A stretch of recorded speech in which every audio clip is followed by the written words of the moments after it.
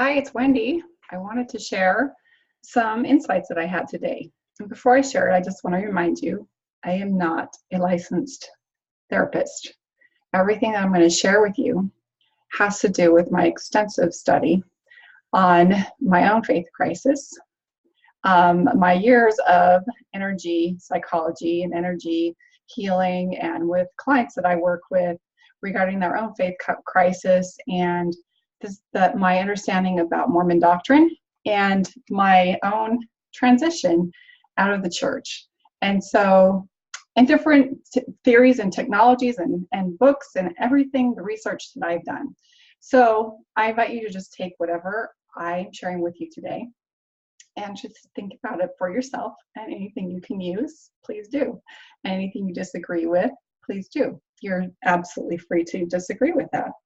But what I realized is that I was raised in a very passive-aggressive environment. Neither one of my parents were narcissists, and I don't think either one of their parents were narcissists. Very passive-aggressive, but there were no boundaries, healthy boundaries set. And what I realized is that there was so much giving of our power away for generations, and a lot of powerlessness. And I'm like, well, somewhere down the line there must have been somebody who we were giving our power away to. And as I studied this out, there was this what I discovered was this intergenerational trauma by some entity that we were giving our power away to. Well, guess what? It's a narcissist entity and narcissist environment, and that narcissist environment fit directly with the church and the church environment. And as I began to think in this intergenerational way, I've already talked extensively about how the church sets up a narcissist environment. A narcissist environment, for those of you who haven't made that connection yet, it's an environment where the parent or the entity, the influence, it gets angry when it's criticized. It has a great sense of importance and grandiosity. It believes that they are special or chosen above others. They believe that they require special admiration, such as a prophet or people who are in power and authority over you. They are entitled to special treatment. They take advantage of other people and their influence, and their money and their energy is exploited to continue perpetuating the group. Let's see, they're irritated when others act independently or outside of the group. They exploit the effort and energy of others for their own benefit. They're kind, but their demeanor can change quickly if they're challenged. So they put on the air of kindness and gentility, and they know how to be perceived as gentle and use tones of reverence or virtue, but yet they can switch at the drop of a dime if they're challenged. Rejecting if perceived to be challenged. So the feelings of others are really inconsequential in comparison to the church. So they really don't take into account the feelings of the members, or what the members are saying. The members are expected to conform and obey, not the other way around. So things are attached to their strings are attached to their generosity. Otherwise, you will move up the ladder if you obey and conform. Their members are trained to have a beholden attitude, as if they are obligated or duty-bound to the church. Also, the practice of gaslighting, otherwise those things aren't happening, and you people who are complaining are in error and you're wrong. Or they'll lie to protect the reputation of the church, and many of us who are kind of disaffected are experiencing a lot of that.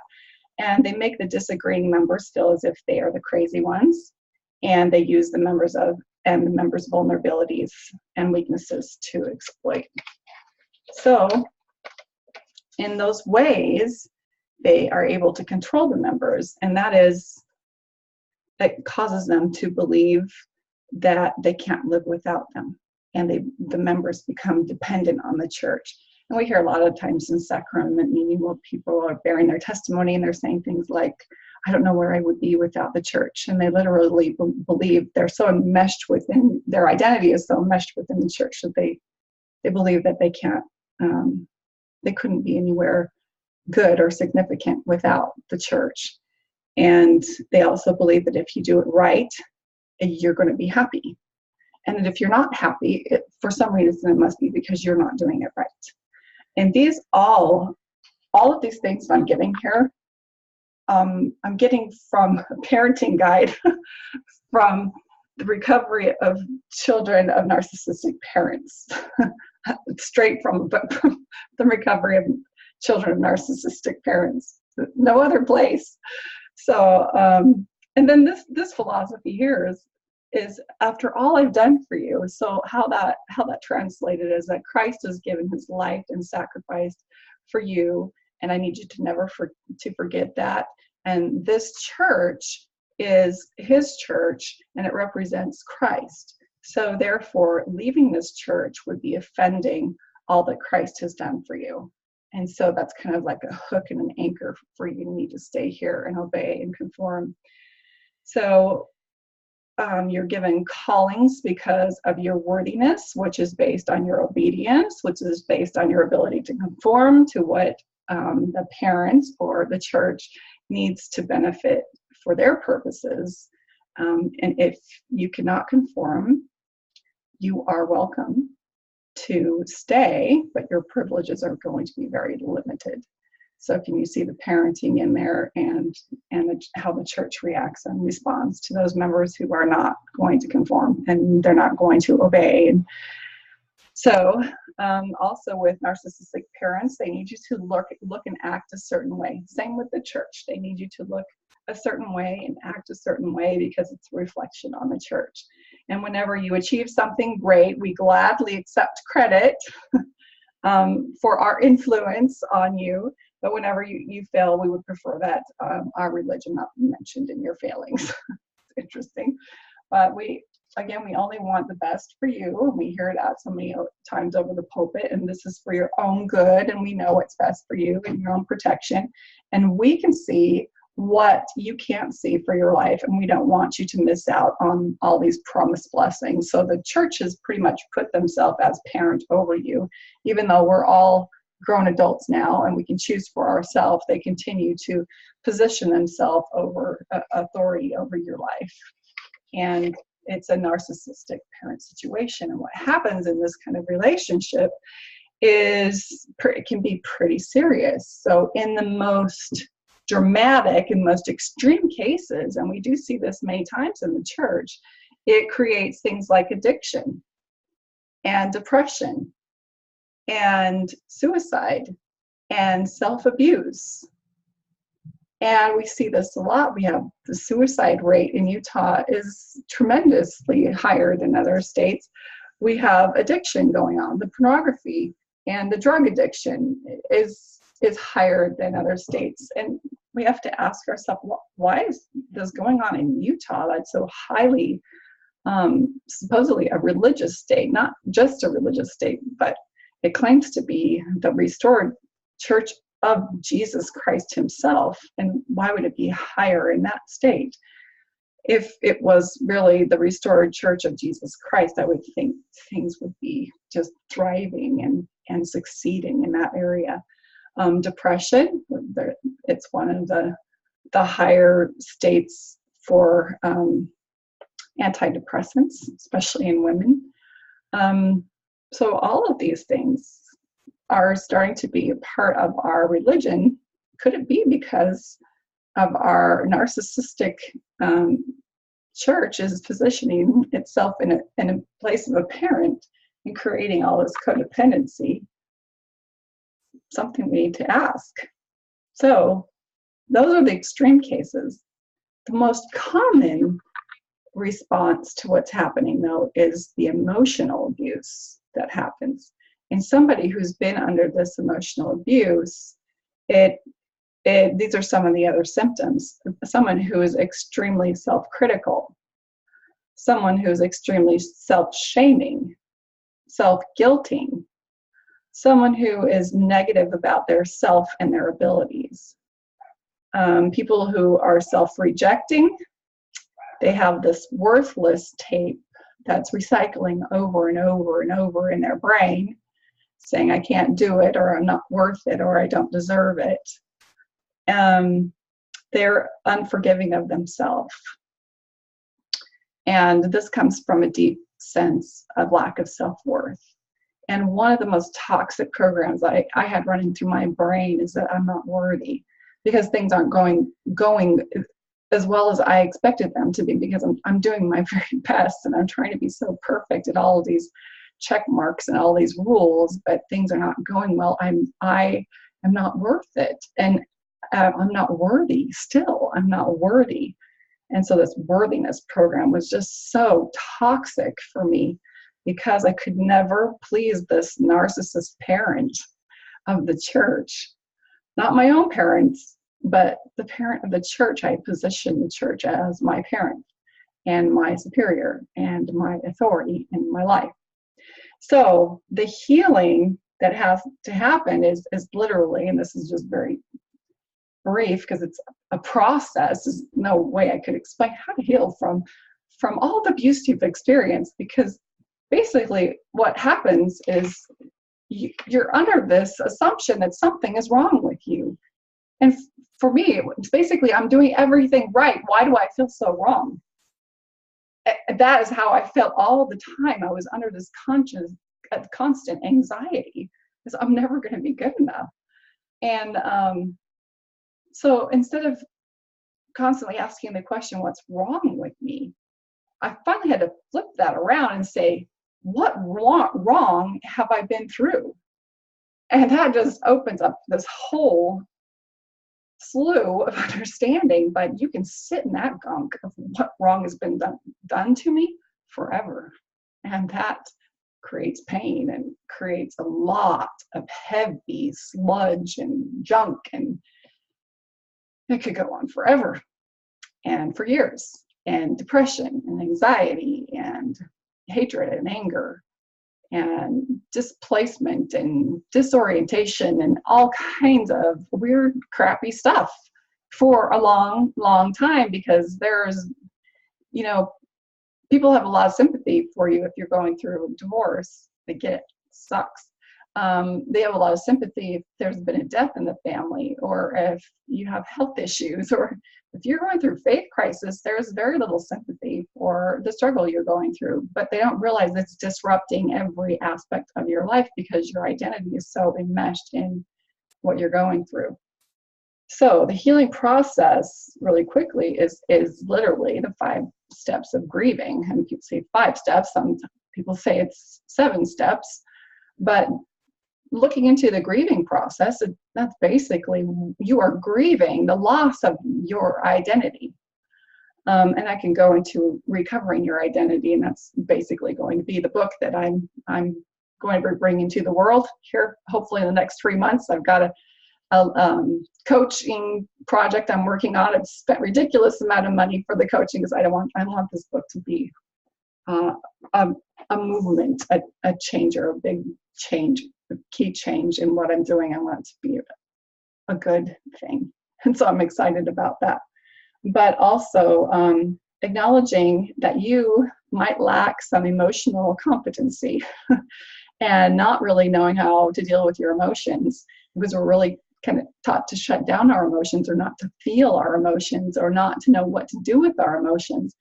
And so being able to acknowledge that and to recognize our emotions, and to get out of our head a little bit and more deeper into our heart, and learn how to push through those emotions so that we can identify them and feel them and deal with them, rather than ignore them. Also reducing the influence of the church. And I know everybody has such a hard time with this one, because you're also experiencing some family dynamics that might not allow you to do that. And it's hard for you to put your needs first. especially if you have a spouse. It's not okay with you just dismissing yourself from church.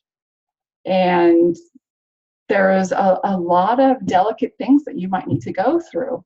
And there's a lot of things going on in your head that maybe I can save the church. Maybe I could make a difference. And you feel a lot of responsibility when you see what's happening to save your brothers and sisters, and you want to make it right. And I went through this for years, trying to make a difference. And so that there's a lot of delicate things, but the truth is you need to get into a healthy place so that you can pull away from the enmeshment and identify who you are without the church. And until you can pull away and take a sabbatical, even if it's for just, if you can commit to it, even for just a space of time, until then, you're not going to be able to see who you are without the church. For me, I did not realize this. I thought I could do it without leaving. And it wasn't until I committed to a sabbatical. I thought, I'm just going to leave for a couple of months. But it wasn't until I left for a couple of months that I realized, oh my gosh, I really don't know who I am without the church. I have no clue how deeply enmeshed I was. And I realized I needed more time. And then when I went back in, I could see how toxic it really was. And then I had to be real. I was so naive. And I was so not willing to admit. I was in such denial about what was really happening to me. And I have so much sympathy and empathy for those who think that they can change things. And by all means, if you think you can, do what it is that you need to do. There are small things that are happening, and every small thing makes a difference. However, your health and your mentality is the most important thing that you can do to make a difference. And it's the most important thing that you can do for your family. And it's the most important thing you can do for you. And you need to be real about you getting yourself together, or this thing is going to last for a very long time. And I can't be more serious about that. And I don't want to pull strings with emotions, but if there's one thing that I wish I would have known is that I wish I would have gotten help a lot sooner. And I would felt like I would have not wasted so much time. So another thing is practicing self-love. And I did not know how important that was. I thought, oh, I love myself. I kept thinking, oh, I love myself. And I did not realize how much of myself I had lost, and how much of myself I didn't even know yet. And so there's a lot of me that I still don't know. And I love getting to know who I am. And there's still some of me that's obviously still wrapped up in the church. I wouldn't be making this video. But there's also a part of me that absolutely loves that I'm interested in what happens to those that I've been born into this culture with.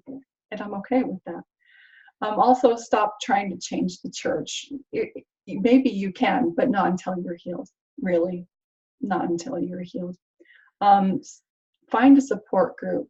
And there are a lot of support groups, or groups that claim to be a support group. Groups that are dealing with the same wound as you are not necessarily supportive towards healing. So find a healthy support group, a support group that's moving forward, that's not just talking about the problem, but that are finding strategies and solutions for you to be able to move forward. And that is my goal, to be able to help us find a way to heal and move forward and create healthy spaces for us to be. It's okay to be emotional. That's part of healing. It's okay to be angry and to work through those emotions, but to just keep swirling around in it and to keep calling out the problem that's not going to help us heal. And so it's okay to let it out and to be angry and have a problem day. That is all good. But to just keep inside of it is, that's not going to help. And so find a healthy support group. Also, don't trust your guilt. Your guilt has been working against you and been keeping you stuck in that program for too long. It's been the glue that's kept you swirling around in the trance for so long. Your guilt is not to be trusted. It is not working in your behalf. Guilt is not a healthy way to recognize truth. No emotion, actually, is a valid way to recognize truth. And we have been taught since we were little that emotion is the way to recognize truth, and it just isn't. And so especially guilt you need to be very suspicious of guilt. And if you're doing things that are mean and wrong and unkind, that guilt should be there to help you reconcile those things. But guilt of leaving the church, or having questions, or having doubts, or recognizing your cognitive dissonance, that guilt is not healthy. That guilt is there to help you learn to wake up and to move on and to challenge your first life conditioning. And that guilt is not any help to you at all. So I was going to make two videos, but I'm just going to make this one long one. And the video that I really wanted to talk about is these 6 steps to creating healthy boundaries. And the whole point about creating this video is to help you realize that when we are in a place of being passive aggressive, we haven't created healthy boundaries. We'll talk about how it hurts. We talk about how I don't appreciate my parents keep pressing on me this guilt and this shame about how I'm letting them down, or how I'm hurting them, or how the church keeps having people come after me with visiting teachers, or other people stopping in and stopping by, or maybe you're in a relationship with a spouse who is expecting things of you that you're not comfortable with. Or maybe it has nothing to do with church. It's just that you're sick and tired of people taking advantage of you because you've always been so accommodating, because you felt that that's what a good Christian or a good girl or we should do. So that question comes up a lot in the faith crisis healing and support group. So I put together like these 6 steps. I kind of condensed them. Some people have like 12 steps, and other people have like 2 steps. And I thought these 6 steps were pretty, just the ones that I thought were really helpful for me as I started creating boundaries at 47 years old. But creating boundaries is a very loving way to have a relationship with people, because they know where you are. And here's the thing with creating boundaries. If you were raised in a passive-aggressive family, there are no boundaries. And if you were raised in with a narcissistic parents, and your parents were the controlling ones, and they had expectations of you. Now in the church, with a narcissistic church, there's 2 things. Either you ended up being this narcissistic one because you were taking on the role that the church was modeling for you, or you became the passive-aggressive codependent one because of the damage the church was doing to you. Well, it's damaging either way, but the church, you're either modeling what the church gave you, or you are taking on the abuse of what the church has done to you. Either one of those. So you are taking on, or what you're trying to do is build your own identity now. That who am I without the church? And the first thing you want to do is create some boundaries. Who am I? What do I want? how I want to create my life. And people are imposing on me, and I don't appreciate it. And I am ready to say no more. This is what works for me, and this is what I will accept, and this is what I won't accept. And if you don't appreciate that, then you're going to have to adjust, not me. See, the church has no problem with putting boundaries on itself. You know exactly what they expect. But it never occurred to you that you could put boundaries on the church. In fact, you could go back to church in a healthy way if you have created healthy boundaries for the church. And what I mean by that is that you have clearly established what it is the church will do for you. And you know what the church will provide, and you have let the church know what you expect. And if they can't provide it, and they won't provide it, and you know what they'll provide, we all know what the church will provide and what they won't, then it's not a fit, and that's okay. But you let them know, I don't want visiting teachers, or I do want visiting teachers, or I will attend twice a month. You can expect me twice a month. I won't be coming anymore, so don't ask me to do that anymore. I won't be paying my tithing. And they'll say, well, you won't be getting a temple recommend. You just, okay, I see your boundaries. I will be speaking up in Relief Society. If you don't like that, then I guess I won't be attending church. So that way you're negotiating. You're not just being this, okay, whatever you want, church, I just want to be a part of your community. So do you see how healthy boundaries creates healthier relationships?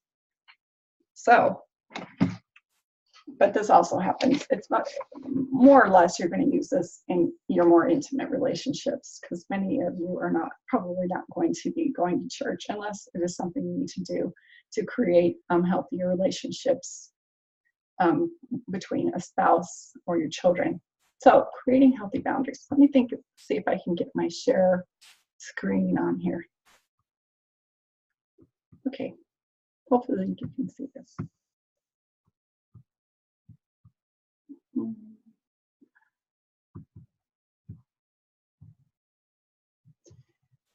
Now I have to see if I can play it.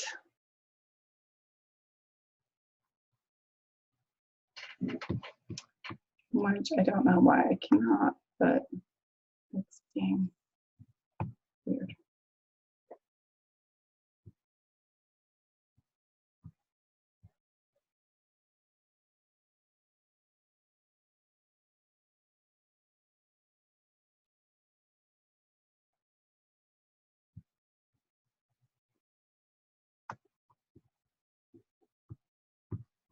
Well, I guess we'll just,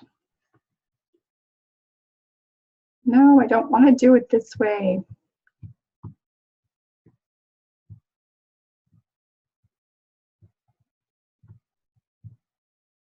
Okay, there we go.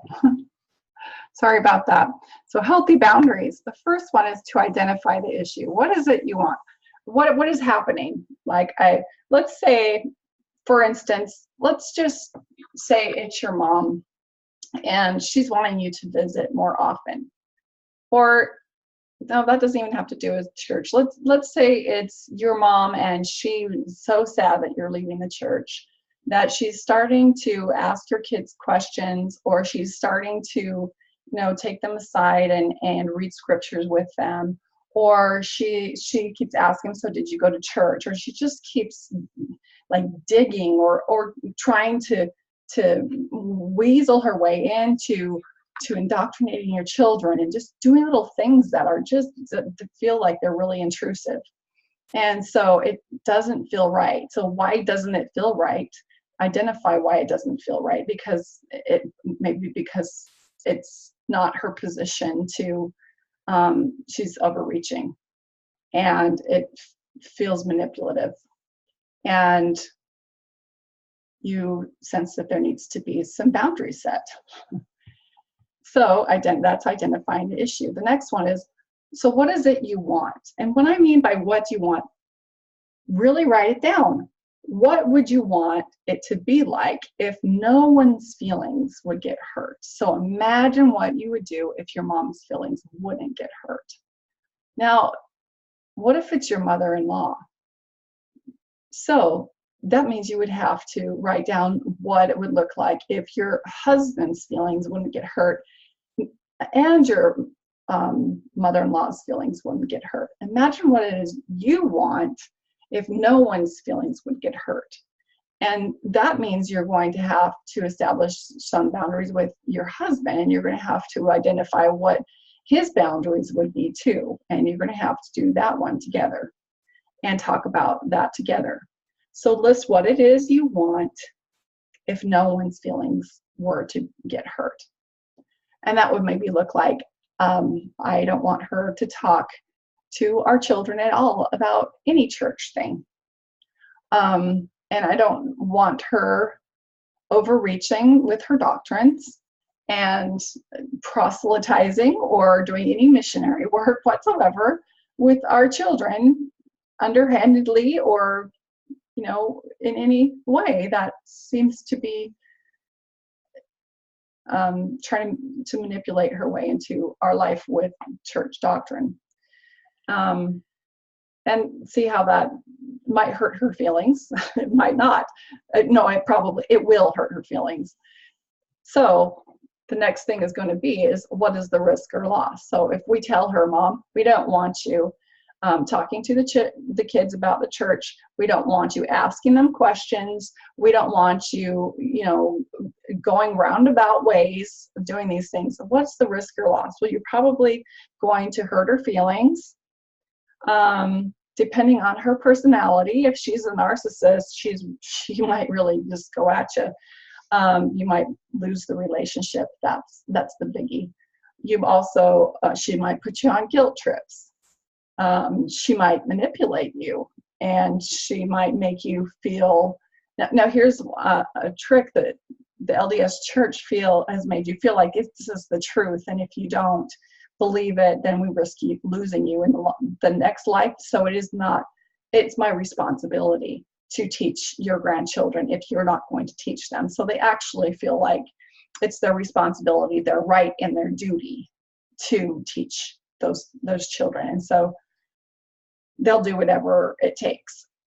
And so they actually might even ignore you.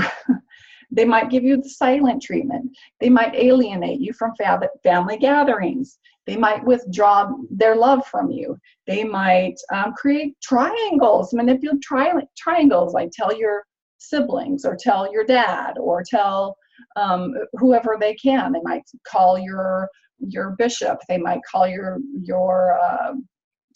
home teachers or visiting teachers to try and get you over there.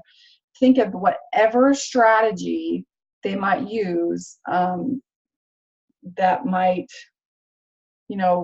whatever risk or loss might be present, that you might risk, that might happen if you tell them what it is your boundaries are going to be, and accept what it is that might happen. This is really tricky here, because what it's revealing is why you haven't brought it up in the first place. And what you're going to find here is that you fear losing their love, and you might even recognize that your parents' love is conditional. You might realize that they've been manipulating you for a very long time. You might realize you have a huge fear of abandonment here. And this is your opportunity to do some real inner work. And it can get really ugly, and you might need a therapist or someone to work with you and help you facilitate and rebirth this thing here, so that your inner work is good and strong and sturdy, because what happens next could get pretty ugly. And you need some fortification and some solid foundation to understand why it is you're allowing that person to manipulate you, and why you haven't spoken up until now. And this is where you're going to realize how much of yourself you've been giving away for a very long time. So that's number 3. But number 4 is strategize. Before you announce it, you need to strategize and prepare. Put it on paper. What might this person do? Tell other family members, hey, I'm going to be announcing mom something. If she calls you, I'm giving you a heads up. I'm just going to let you know if she tries something, this is why. This is what we're doing. We're creating some boundaries because they keep getting crossed. And I'm just giving you a heads up so that you know. Also, prepare your own children and say, if grandma says this, you need to just let her know that's not her business, and tell her thank you very much, and we need to be kind, but she knows that she's not supposed to do that. And so your children know what the boundaries are. Expect different scenarios, like if she just ignores it, or if she denies it, or she pretends it doesn't happen, or she gets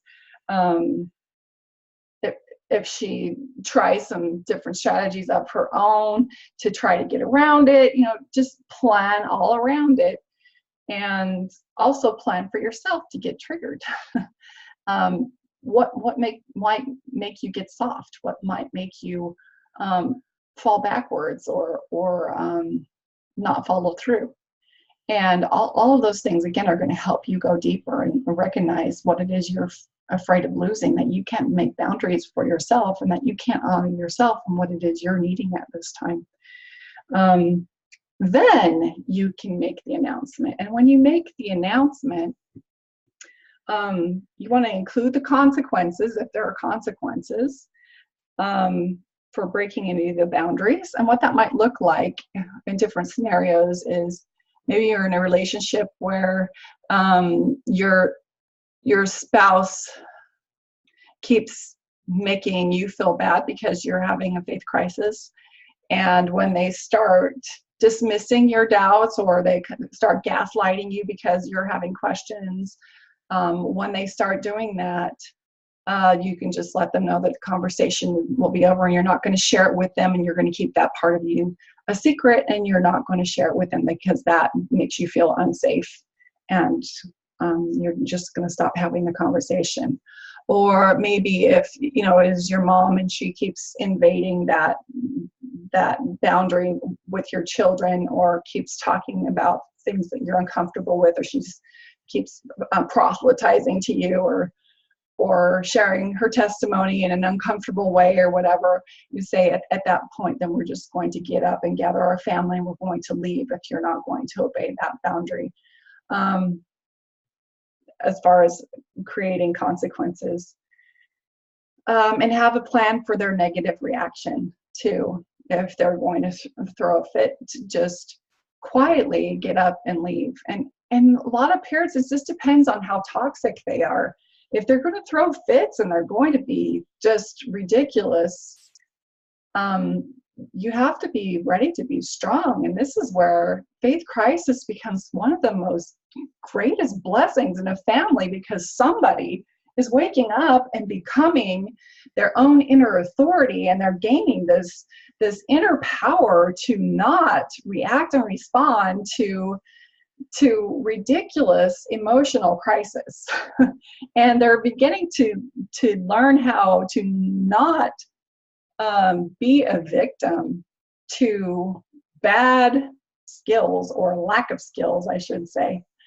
And somebody's starting to make a dent in their adult development, and they're starting to develop vertically instead of this horizontal development all the time.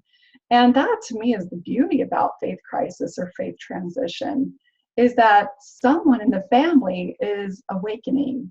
And to me, that's the beautiful part. It's just that you actually have to learn the hard skills, and you have to be the one that's willing to dig in and to get your hands dirty and do the hard stuff. And creating healthy boundaries is one of those things. But when you do it, you are the one that benefits.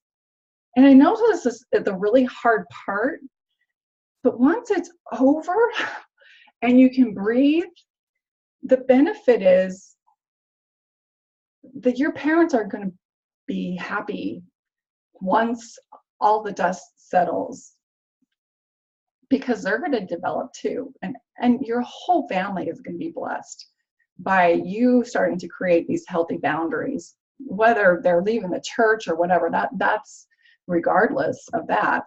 That number 6 is the follow through, is you actually sticking to it.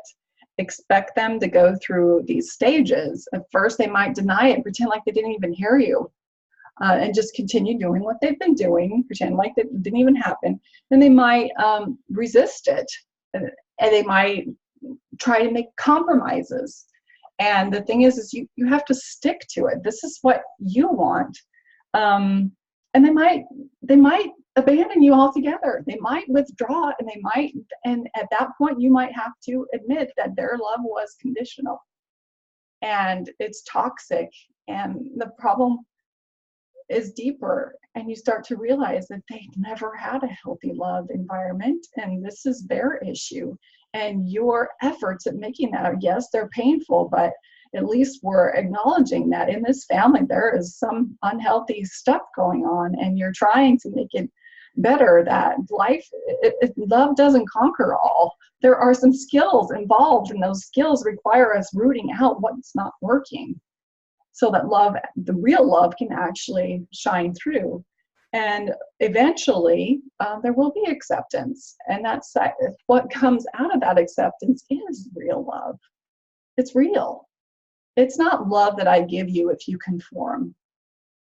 And we learned that at church. This love and acceptance we'll give you if you conform. You are worthy and acceptable if you conform. And we learned that in our environment.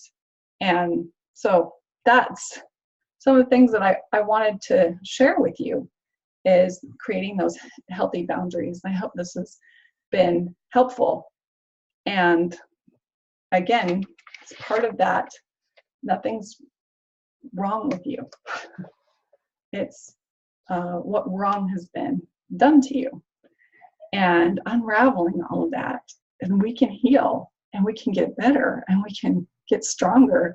And the reason we're doing that is because we want to love deeper, and that love, we want it to be real, and we want to be able to love our family members for who they are, and we don't expect them to change, but they're going to have to adjust to you, and it's hard for them, and it's scary for them.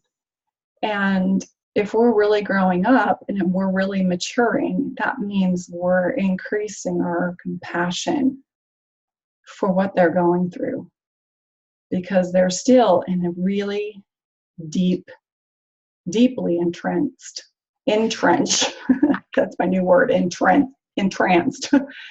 entrenched trance. And there's still benefits that they're receiving by being in the church. And the more you can be okay with that, the happier you're going to be. It's okay that you're not okay with that.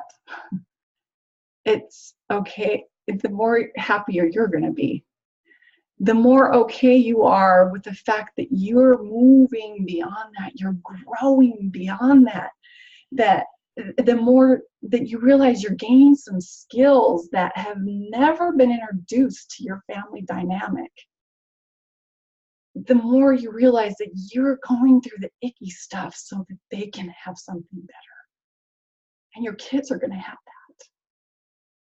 that. And it's going to change your whole family. You're introducing something new. You are trekking through heavy stuff.